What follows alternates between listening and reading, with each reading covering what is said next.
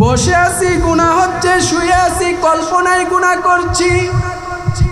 এই জন্য নবীজি উকবা ইবনে আমের রাদিয়াল্লাহু তাআলা আনহুকে বললেন, এ উকবা ইবনে আমের, সাবধান সাবধান, তুমি তোমার গুনাহের উকবা ইবনে আমের ক্রন্দন করো।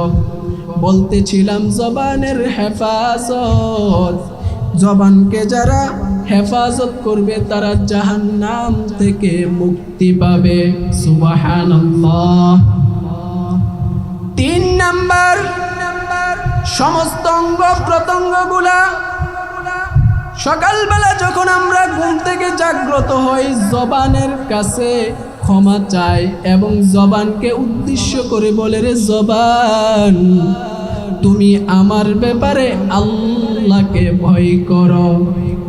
জামিউত তিরমিজি হাদিস নাম্বার 2407, নবীজির সাহাবী হযরত আবু সাঈদ খুদরি রাদিয়াল্লাহু তাআলা আনহু এর বর্ণনা। তিনি বলেন, ইযা আসবাহা ইবনু আদম, বনি আদম যখন ঘুম থেকে জাগ্রত হয়, বনি আদম যখন ঘুম থেকে জাগ্রত হয়, ফাইনাল আ'দা কুল্লাহা তুকাফিরুল লিসানা ফাতাকুল, তার সমস্ত অঙ্গ প্রত্যঙ্গগুলা তাকে অনুনয় অনুনয় বিনয় করে বলে, ইত্তাকিল্লাহা ফিনা, তুমি আমাদের ব্যাপারে এক আল্লাহকে ভয় করো। ফাইন্নামা নাহনু বিকা, কেননা আমরা তোমার সাথে সম্পৃক্ত। এই হাদিস দ্বারা প্রমাণ করে আমাদের সমস্ত অঙ্গ প্রত্যঙ্গগুলা জবানের সাথে সম্পৃক্ত। এই জন্য সমস্ত অঙ্গ প্রত্যঙ্গগুলা জবানকে উদ্দেশ্য করে বলে, রে জবান, তুমি আমাদের ব্যাপারে এক আল্লাহকে ভয় করো। ফাইন্নামা নাহনু বিকা, কেননা আমরা তোমার সাথে সম্পৃক্ত। ফাইন ইস্তাকামতা ইস্তাকামনা ওয়া ইউজাজাসনা ওয়া ইউজাজাসনা, আর তুমি যদি সঠিক পথে চলো তাহলে আমরাও সঠিক পথে চলতে বাধ্য। ওয়া ইন ইয়াওয়াজাজতা ইয়াওয়াজাজনা, আর যদি তুমি বেঠিক পথে চলো তাহলে আমরাও বেঠিক পথ অবলম্বন করতে বাধ্য। নবীজি বললেন, পবিত্রতা হচ্ছে ঈমানের অর্ধেক অংশ। আলহামদুলিল্লাহি তামলাউল মিজান। এই যে আমরা এখানে বসে আলহামদুলিল্লাহ বললাম, আল্লাহ রাব্বুল আলামিন মিজানের পাল্লাকে নেক দ্বারা পরিপূর্ণ করে দিলেন। সুবহানাল্লাহ। আবার আমরা সুবহানাল্লাহ বললাম। হাদিসের পরবর্তী অংশে নবীজি বললেন, ওয়া সুবহানাল্লাহি ওয়াল হামদুলিল্লাহি তামলাআন আও তামলাউ মা বাইনাস সামা ওয়াল আরদ। নবীজি বলেন, কোন উম্মত যখন সুবহানাল্লাহি ওয়াল হামদুলিল্লাহ পাঠ করে, তামলাউ মা বাইনাস সামাওয়াতি ওয়াল আরদ, আসমান এবং জমিনের মধ্যবর্তী যে ফাঁকা জায়গা রয়েছে, ওই বান্দার নামে নেক দ্বারা ওই ফাঁকা জায়গা আল্লাহ পরিপূর্ণ করে দেন। এরপরে নবীজি বললেন, ওয়াসসালাতু নূরুন, আমরা যে নামাজ পড়ি, নামাজ হলো কাল কিয়ামতের ময়দানে আমার আপনার জন্য হবে আলো। ওয়াসসাদাকাতু বুরহানুন, দান খয়রাত হবে কাল কিয়ামতের ময়দানে আমার আপনার জন্য দলিল। এই যে একটা দ্বীনি মজলিস, এই মজলিসের যারা দান করেছে, ছোট ছোট ভাইরা এই মাহফিলের আয়োজন করেছে, যারা এই মাহফিলে হাত বাড়িয়ে দিয়েছে, এই হাদিসের ভাষ্য অনুযায়ী নবীজি বললেন, ওয়াসসাদাকাতু বুরহানুন, কাল কিয়ামতের ময়দানে দান খয়রাত তার জন্য হবে দলিল। ওয়াসসাবরু দিয়াউন, নবীজি বললেন, ধৈর্য হলো জ্যোতির্ময়। আমার আপনার যত বিপদ মুসিবত আসে, প্রত্যেকটা মানুষ বিপদের সম্মুখীন এমন একজন মানুষ দেখাইতে পারবেন না যার বিপদ নাই। নবীজি বললেন, as-sabru জিয়াউন, দান সদকা হচ্ছে as-sabru জিয়াউন, ধৈর্য হলো আমার আপনার জন্যে কাল কিয়ামতের ময়দানে হবে আলো উজ্জ্বল।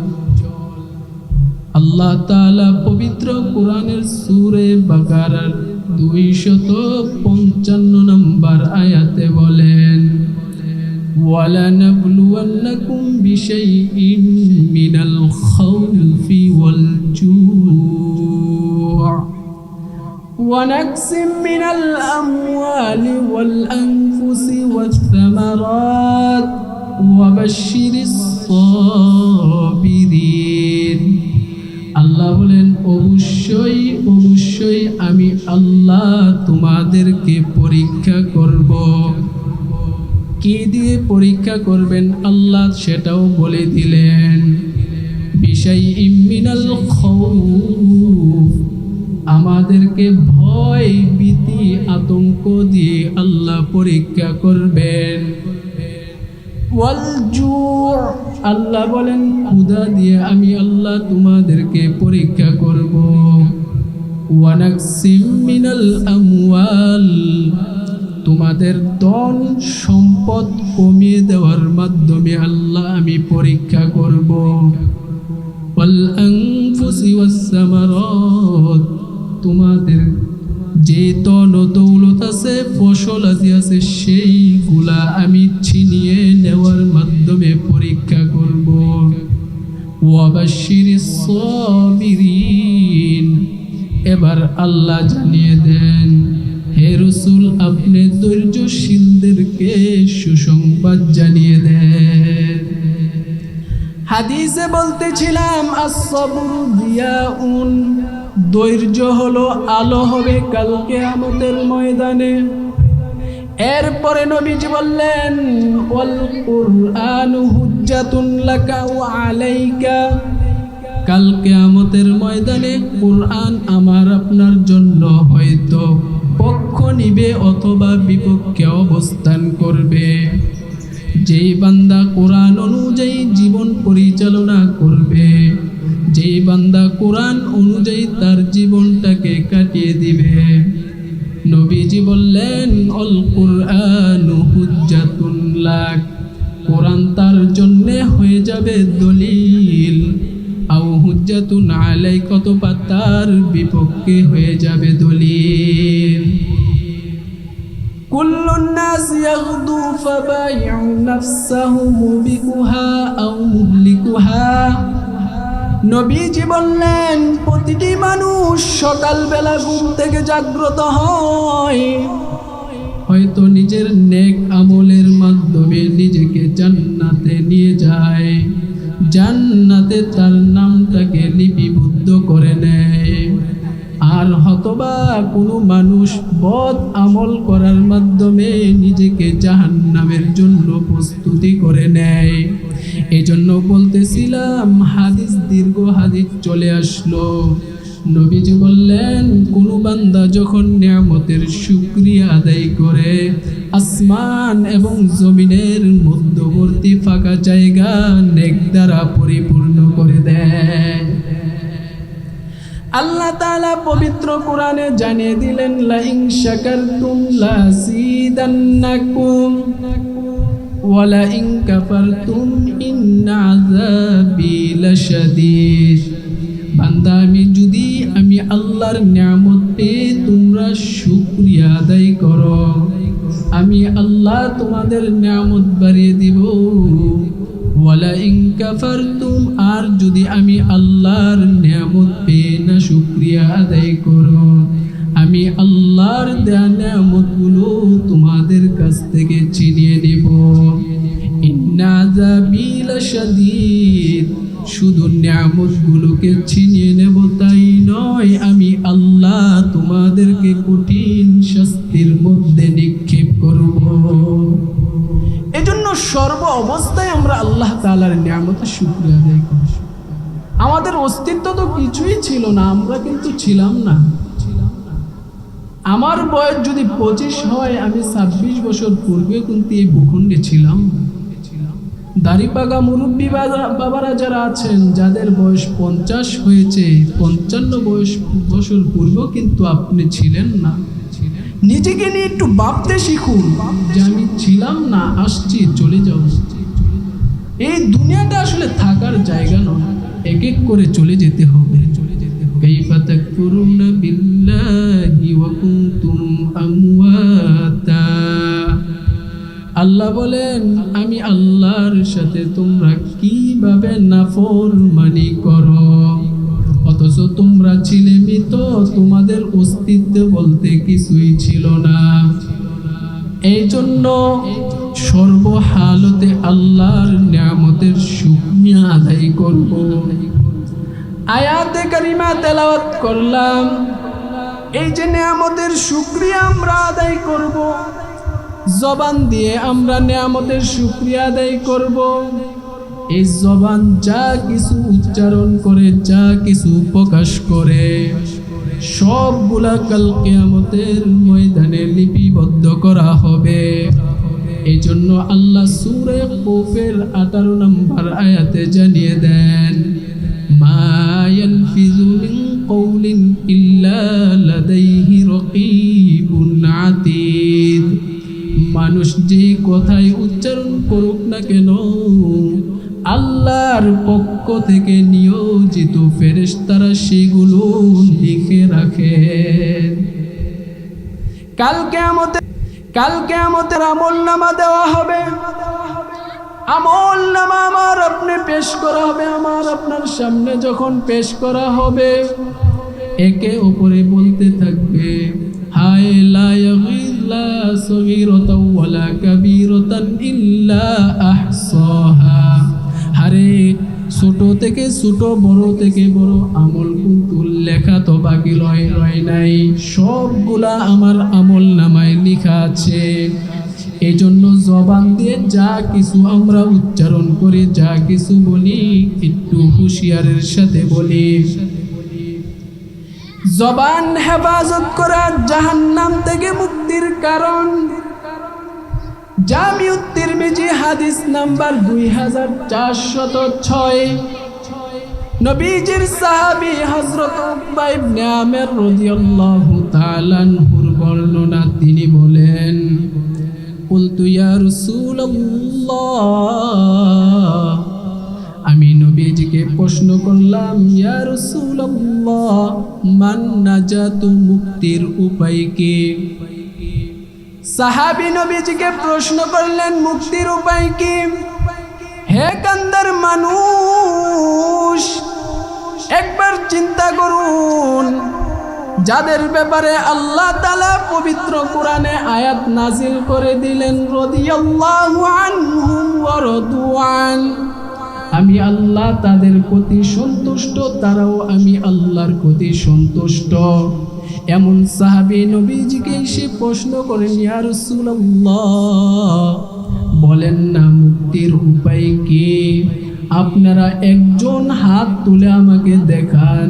মসজিদের ইমাম সাহেবকে কখনো কি এই কথা বলেছেন নি?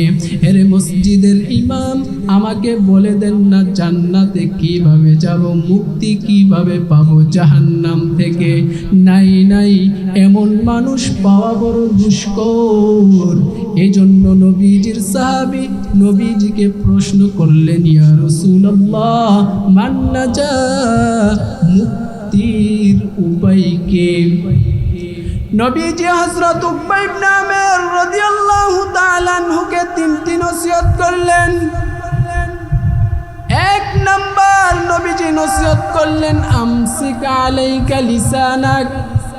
হে উকবা ইবনে আমির, তুমি তোমার জিহ্বাকে সংযত রাখো, সংরক্ষণ করো, কারণ সকল গুনাহের মূল হলো জিহ্বা।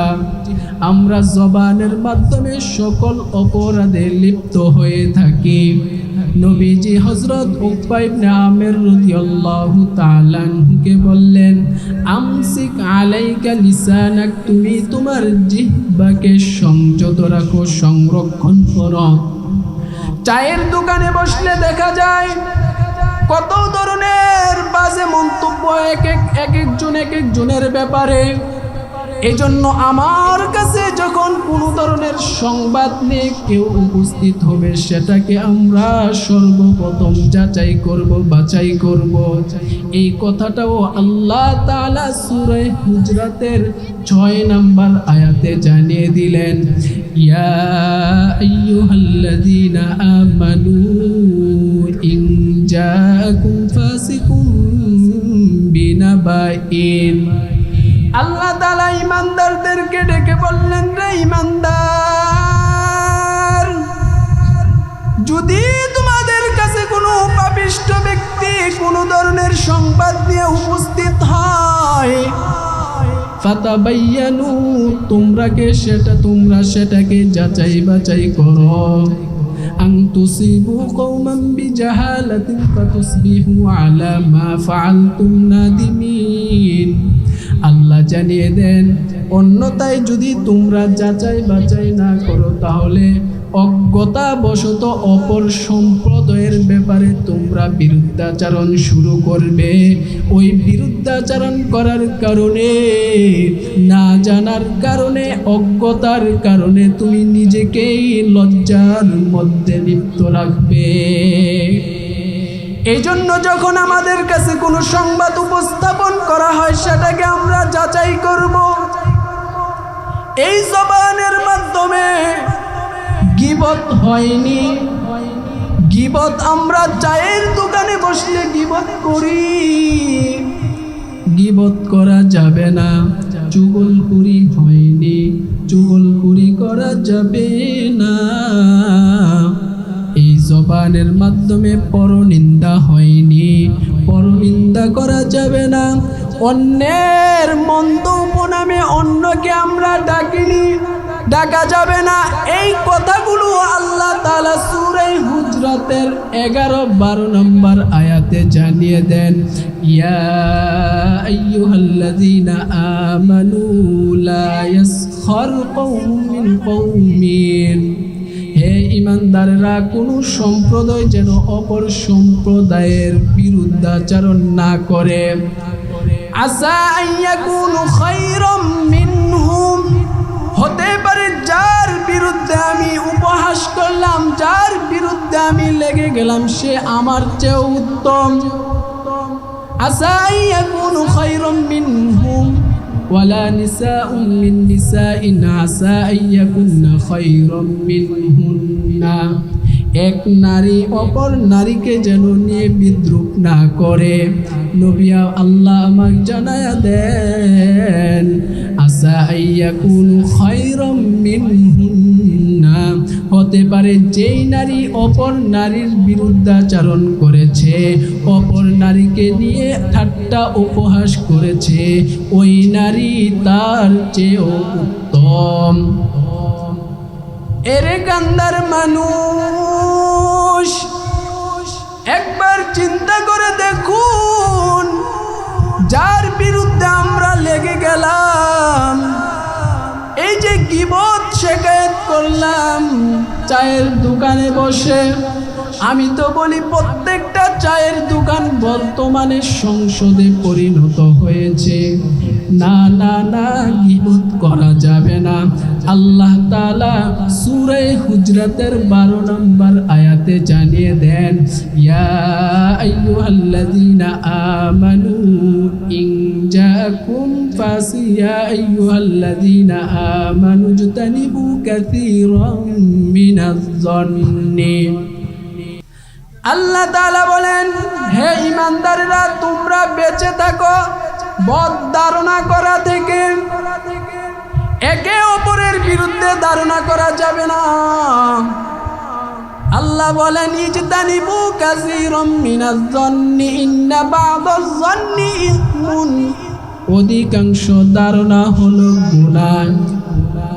ওয়ালা তাজাসসু, তোমরা গোয়েন্দাগুরি করো না, গোয়েন্দা হয়নি বলে একজন অপরজনের পিছনে লেগে থাকে।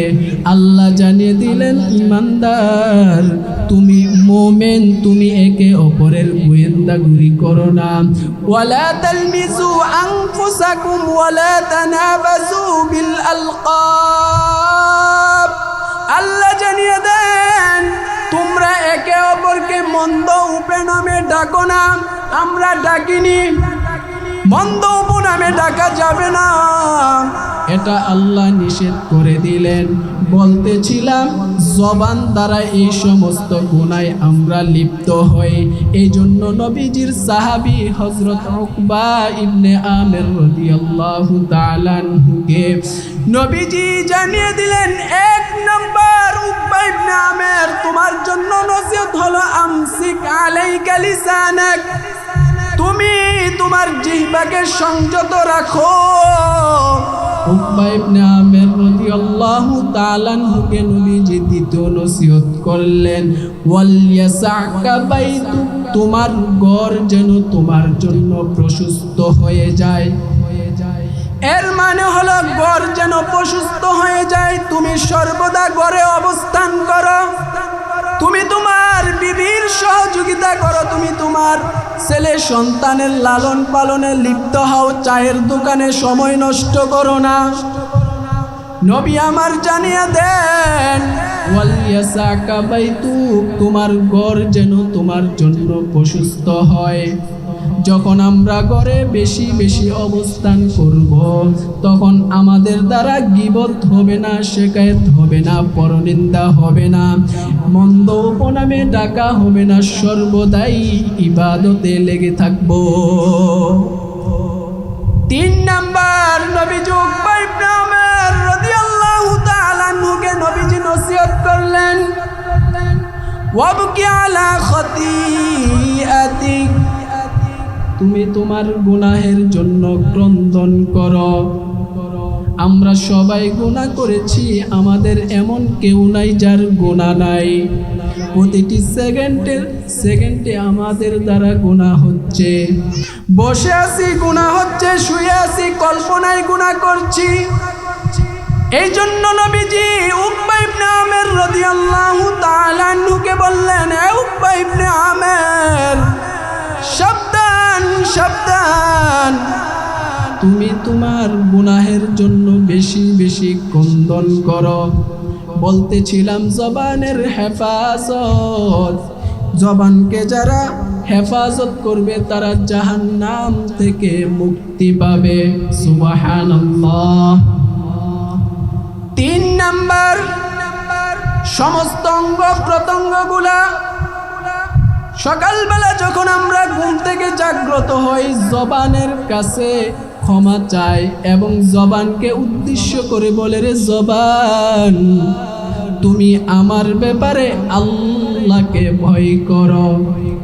জামিউত তিরমিজি হাদিস নাম্বার 2407, নবীজির সাহাবী হযরত আবু সাঈদ খুদরি রাদিয়াল্লাহু তাআলা আনহু এর বর্ণনা, তিনি বলেন, ইদা আসবাহা ইবনু আদম, বনি আদম যখন ঘুম থেকে জাগ্রত হয়, বনি আদম যখন ঘুম থেকে জাগ্রত হয়, ফাইনাল আ'দা কুল্লাহা তুকাফিরুল লিসানা ফাতাকুল, তার সমস্ত অঙ্গ প্রত্যঙ্গগুলা তাকে অনুনয় অনুনয় বিনয় করে বলে, ইত্তাকিল্লাহা ফিনা, তুমি আমাদের ব্যাপারে এক আল্লাহকে ভয় করো।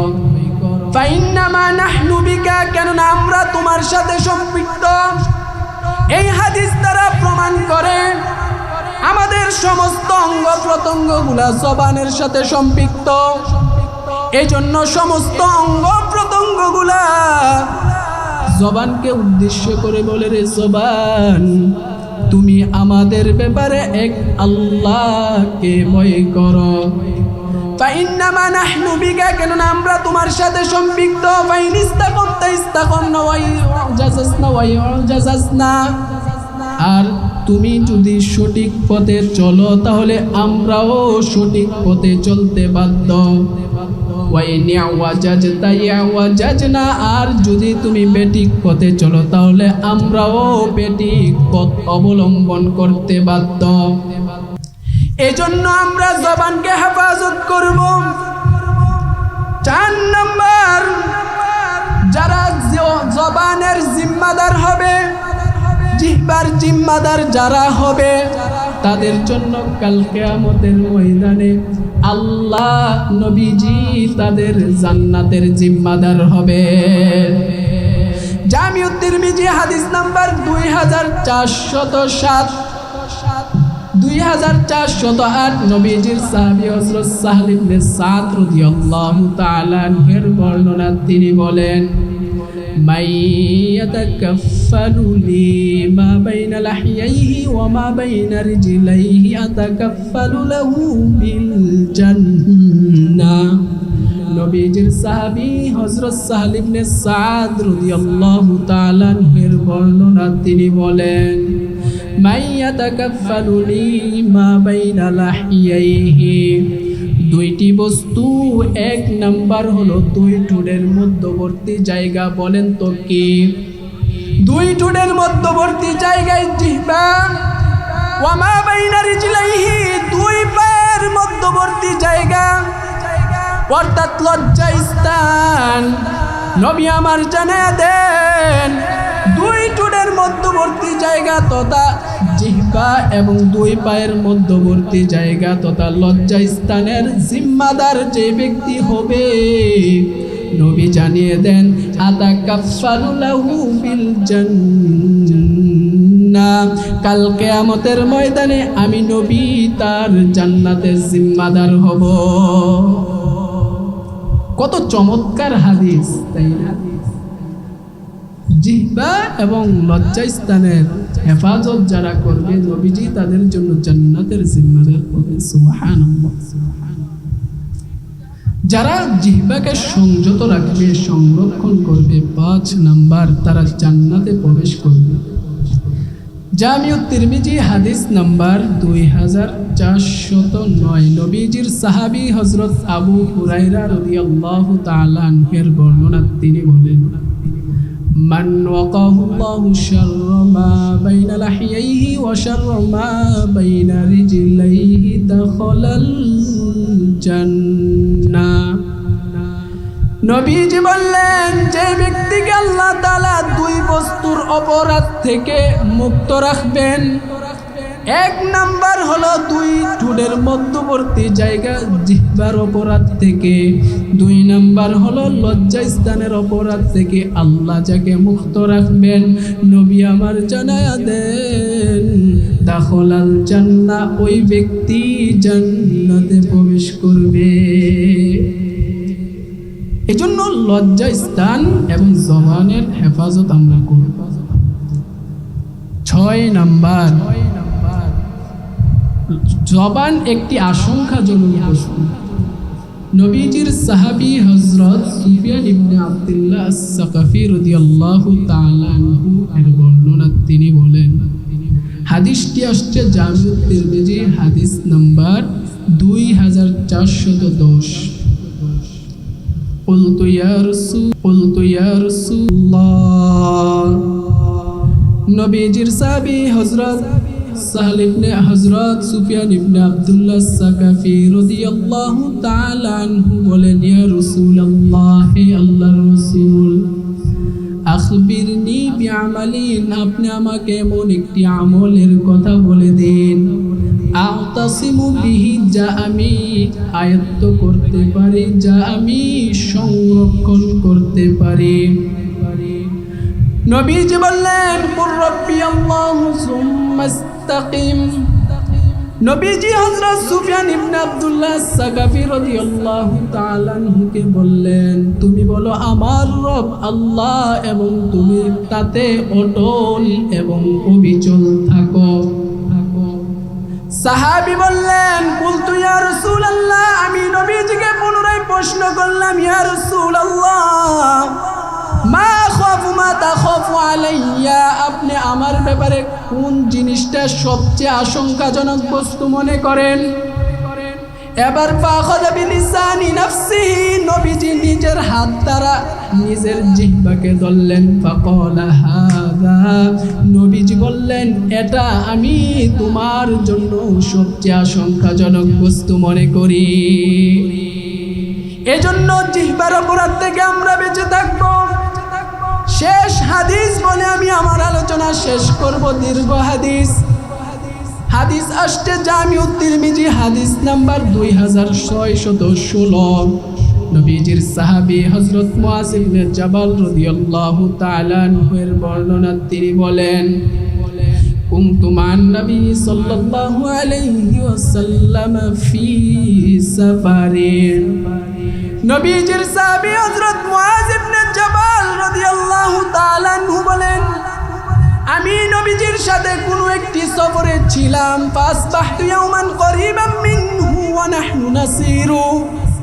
এক পর্যায়ে আমি যেতে যেতে নবীজির অতি নিকটবর্তী হলাম। ফাকুলতু, পুনরায় আমি নবীজিকে প্রশ্ন করলাম হাদ্দিসনি বিআমরিন ইউদখিলুনিল জান্নাহ ওয়া ইউবাইদুনি মিনান নার।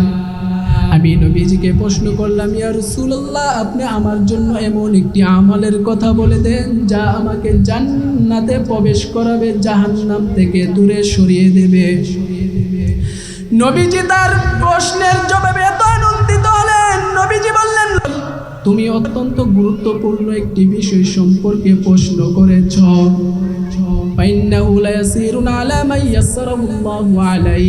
এটা ওই ব্যক্তির জন্য অতি সহজ যার জন্য আল্লাহ তা সহজ করে দেয়। অর্থাৎ জান্নাতে যাওয়া ওই ব্যক্তির জন্য সহজ যার জন্য আল্লাহ সহজ করে দেয়।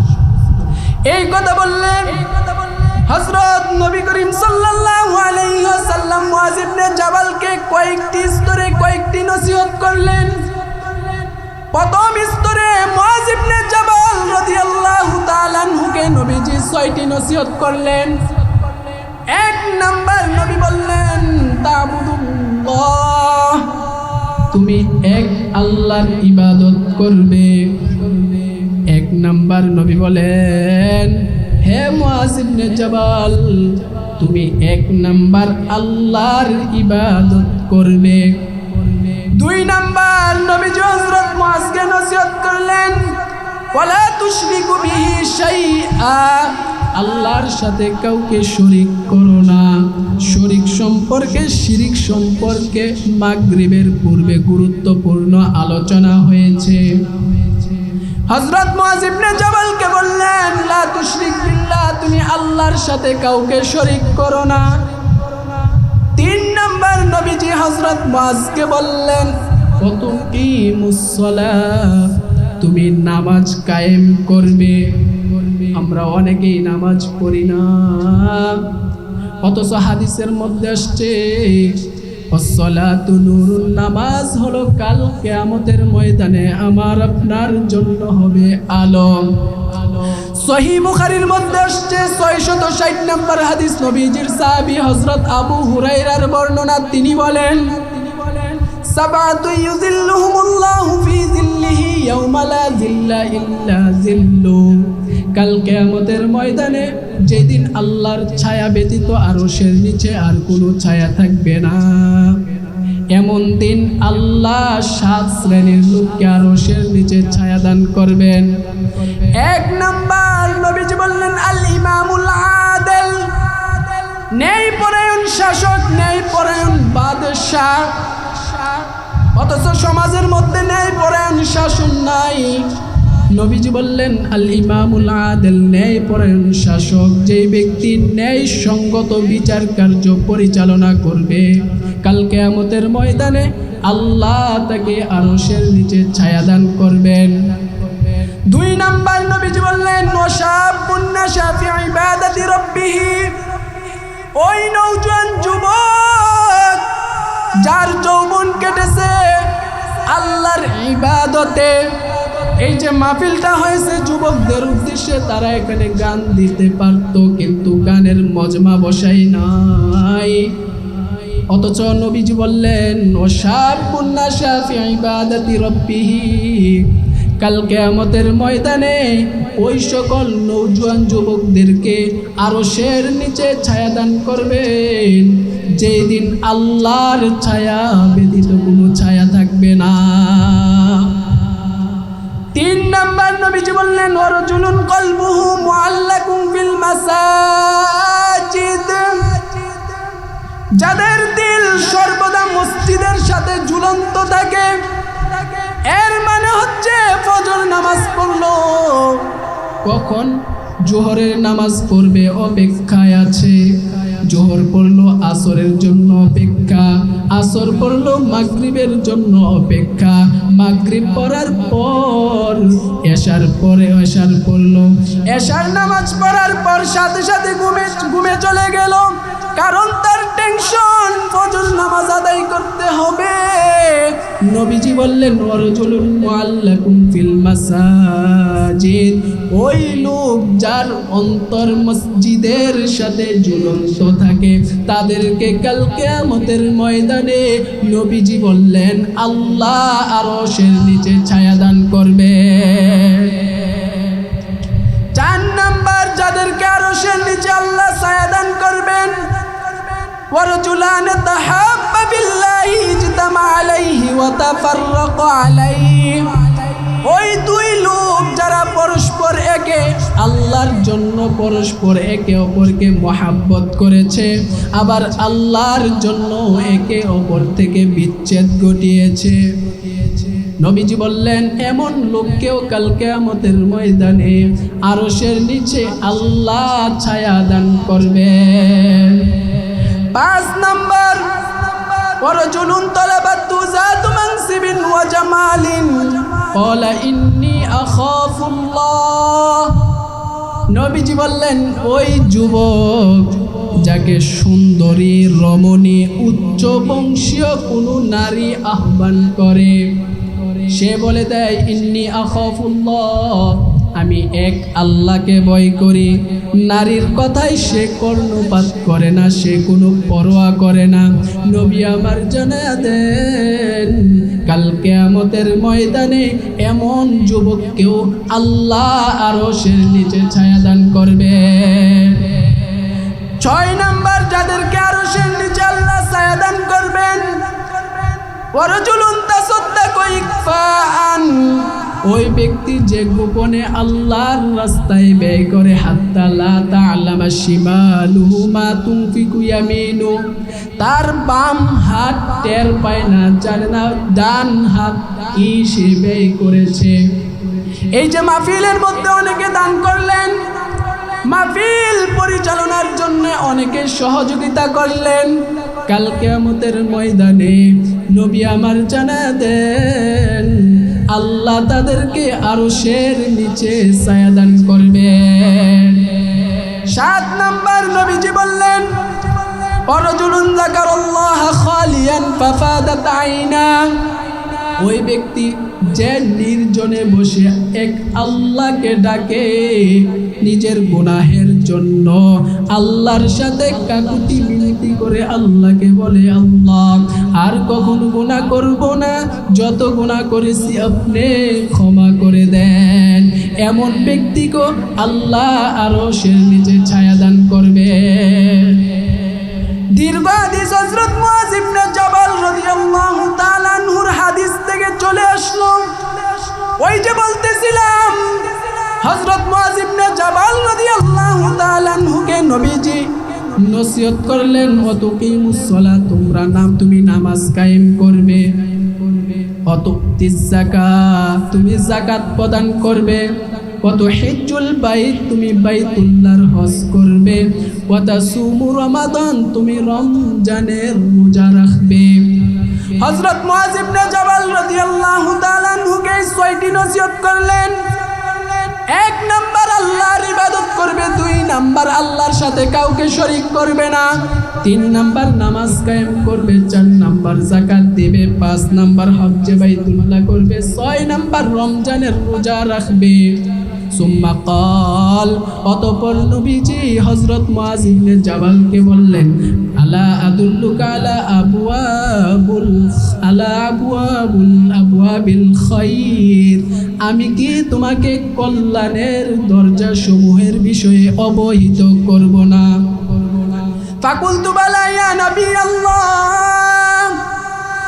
হযরত মুআয ইবনে জাবাল রাদিয়াল্লাহু তাআলা আনহু বললেন, অবশ্যই আপনি কল্যাণের দরজার ব্যাপারে আমাকে অবহিত করবেন।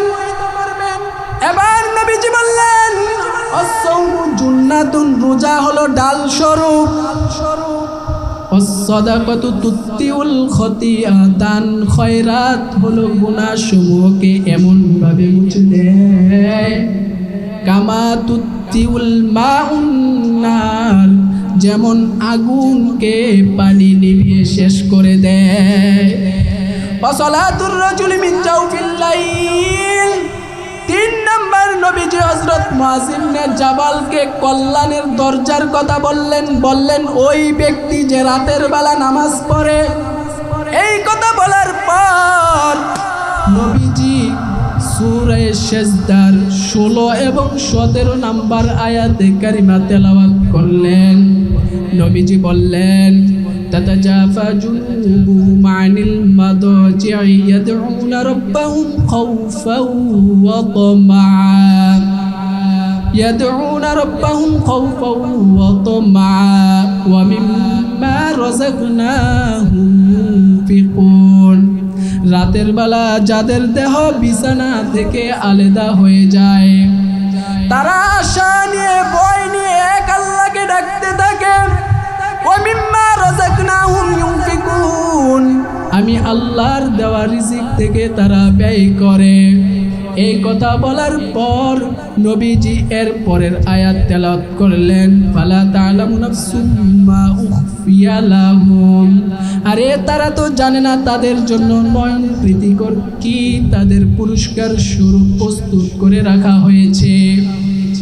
এই কথা বলার পর আবার নবীজি হযরত মুআয ইবনে জাবালকে নসিহত করতে লাগলেন, আলা উখবিরুকা বিরাসিল আমরি কুল্লিহি ওয়া উমুদিহি ওয়া যিরওয়াতুস সানামিহি, হে মুআয ইবনে জাবাল, আমি কি তোমাকে আরো কিছু কল্যাণের কথা বলে দিব না? হযরত মুআয ইবনে জাবাল বললেন, কুনতু বালা ইয়া নবী আল্লাহ, হে আল্লাহর রাসূল, অবশ্যই আপনি সেগুলো আমাকে বলে দেন। এবার নবীজি এক এক করে বলতে লাগলেন। 1 নাম্বার বললেন, বিরাসিল আমরি আল ইসলাম, সকল বিষয়ের মূল হলো ইসলাম। নবীজি এক এক করে বলতে লাগলেন, ইসলামের খুঁটি হলো নামাজ, এজন্য আমরা নামাজ পড়ব। মুআজকে নামাজের তাকিদ দিলেন। 3 নাম্বার নবীজি বললেন, ওয়াজিরওয়াতুস সানামিহি, ওয়াজিরওয়াতু সানামি, সব কিছুর মূল স্তম্ভ হলো আল জিহাদ। এই সমস্ত সব কিছু নসিহত করার পর হযরত মুআয ইবনে জাবাল রাদিয়াল্লাহু তাআলা আনহুকে শেষবারের মতো নবীজি নসিহত করলেন, হে মুআয ইবনে জাবাল, আমি কি তোমাকে সব কিছুর মেন ফাউন্ডেশন কি বলে দেব না? হযরত মুআয ইবনে বললেন, বলে দেন। নবীজি ফাখাযা বিলিসানিহি, নবীজি নিজের জিহ্বাকে হাত দ্বারা ধরলেন এবং বললেন, কুফ আলাইকা হাযা, তুমি এর গুনাহ থেকে বেঁচে থাকো, অর্থাৎ জিহ্বার গুনাহ থেকে তুমি বেঁচে থাকো।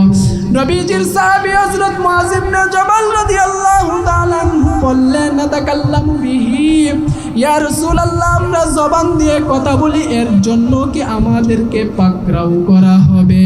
নবীজি হযরত মুআয ইবনে জাবালকে বললেন, সাকিলাতকা উম্মুকা ইয়া মুআয, হে মুআয, তোমার মা তোমাকে হারিয়ে ফেল। এই এত নসিহত করার পর হযরত মুআয যখন বললেন, আমরা যে কথা বলি এই কথার কারণেও কি আমাদেরকে পাকড়াও করা হবে? তখন হযরত রাসূলুল্লাহ সাল্লাল্লাহু আলাইহি ওয়াসাল্লাম মুআযকে বললেন, সাকিলাতকা উম্মুকা ইয়া মুআয, হে মুআয, তোমার মা তোমাকে হারিয়ে ফেল। তাহলে বুঝেন জবানের কত গুরুত্ব। আমরা অযথাই জবানকে বিভিন্ন কাজে ব্যয় করি, অশ্লীলতার কাজে ব্যয় করি। আমরা সময় পেলে জিকির করব, সময় পেলে তাসবিহ করব। কাল কিয়ামতের ময়দানে আমাদেরকে প্রশ্ন করা হবে আমাদের জীবন সম্পর্কে। হাদিস চলে আসে জামিউত তিরমিজি হাদিস নাম্বার 2416, নবীজির সাহাবী হযরত আব্দুল্লাহ ইবনে মাসউদ রাদিয়াল্লাহু তাআলা আনহু এর বর্ণনা, তিনি বলেন, লা তাযুলু কদাম ইবনে আদম ইয়াউমাল কিয়ামাতি মিন ইনদি রাব্বিহি হাত্তা ইউসআলা আন খামসিন। কাল কিয়ামতের ময়দানে বনি আদম সামনে অগ্রসর হতে পারবে না যতক্ষণ পর্যন্ত তাকে 5টা বিষয়ে প্রশ্ন করা না হবে। আমাদেরকে 5টা প্রশ্ন কাল কিয়ামতের ময়দানে করা হবে। কবরে 3টি প্রশ্ন করা হবে, মান রব্বুকা ওয়া মা দীনুকা ওয়া মান নাবিয়ুকা আল্লাযী বুইসা ফীকুম। তোমার রবকে, তোমার নবীকে, তোমার ধর্ম কি, এগুলো আমাদেরকে প্রশ্ন করা হবে। আর হাসরের ময়দানে আমাদেরকে 5টি প্রশ্ন করা হবে। 1 নাম্বার আন উমরিহি, জীবন সম্পর্কে প্রশ্ন করা হবে, জীবনটা কোন কাজে ব্যয় করেছ। 2 নাম্বার ওয়া শাবাবিহি, যৌবন সম্পর্কে প্রশ্ন করা হবে, যৌবনটা কিভাবে ব্যয় করেছ। এই প্রশ্নগুলা আমাদেরকে করা হবে। ওমালিহি মিন আইনা ইকতাসাবাহু ওমা আনফাকাহু, ধন সম্পদ সম্পর্কে জিজ্ঞাসা করা হবে, কোথায় থেকে ধন সম্পদ উপার্জন করেছ। 4 নাম্বার কোথায় ব্যয় করেছ। 5 নাম্বার কাল কিয়ামতের ময়দানে আমাদেরকে জিজ্ঞাসা করা হবে, ফাইজা আমিলা ফিমা আলিমা, যেই এলেম তুমি অন্বেষণ করেছো, শিক্ষা করেছো, এই এলেম অনুযায়ী তদ অনুযায়ী আমল করেছে কোনা, তার ব্যাপারে আমাদেরকে জিজ্ঞাসা করা হবে। এজন্য কান্দার মানুষ সময়টাকে কাজে লাগান। নবীজির আরেক হাদিস আসলো, নি'মাতানে মাগবুনুন ফীহিমা কাসীরুম মিনান নাস, as-sihhat wal farag, 2টা বিষয় সম্পর্কে অধিকাংশ মানুষ গাফেল, উদাসীন। 1 নাম্বার হলো as-sihhatu, সুস্থতা। সুস্থতার কদর তখন বুঝে আসে যখন আমরা অসুস্থ হয়ে যাই। 2 নাম্বার as-sihhatu wal farag, অবসরতা। এই যে অবসর সময়গুলা বন্ধুদের সাথে আড্ডায় সময় কাটিয়ে দিচ্ছি, চায়ের দোকানে বসে সময়গুলা কাটিয়ে দিচ্ছি, টিভির সামনে সময়গুলা কাটিয়ে দিচ্ছি, কাল কিয়ামতের ময়দানে প্রত্যেকটা পাই পাই হিসাব করা হবে।